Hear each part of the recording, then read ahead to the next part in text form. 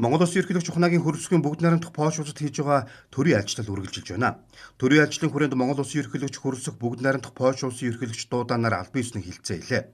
Хилцээний үеэр Монгол-Польшийн харилцаа хоёр талын хүч хармаалтын дүндээ эдийн засаг нийгмийн олон салбарт идэвхтэй өрнөж байгаад сэтгэл хангалуун байгаагаа төрийн тэргүүнээр илэрхийллээ. Мөн энэ айлчлалаар хоёр орны уламжлалт найзах харилцааг шатахуулж ижүүрэн түншлэлийн түвшинд хүргэж байгаа нь харилцааны түүхийн нэгэн шинэ нууцыг нээсэн онцгой үйл явдал гэдэгт санал нэгдлээ.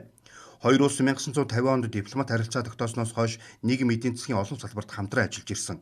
Энэ туршлагадаа тулгуурлан илүү өргөн хүрээнд тухайлбал худалдаа эдийн засаг хөрөнгө оруулалтыг нэмэгдүүлэх, хөгжлийн томоохон бүтээн байгуулалт, зам тээвэр боловсрол, шинжлэх ухаан, геолог, уул уурхай, соёл урлаг, байгаль орчин зэрэг салбарт харилцан ашигтай хамтран ажиллахаар тохиролцлоо. Төрийн тэргүүнээр дэлхийд дахинаа тулгараад байгаа уур амьсгалын өөрчлөлт, цөжилт, хөрсний дороотолд, хүнсний аюулгүй байдал зэрэг сорилтыг даван туулж, шийдвэрлэх түүнд хувь нэмрээ оруулах хоёр улсын дэвшүүлсэн санаачлах зорилтуудыг уялдуулж хэрэгжүүлэх талаар ярилцжээ.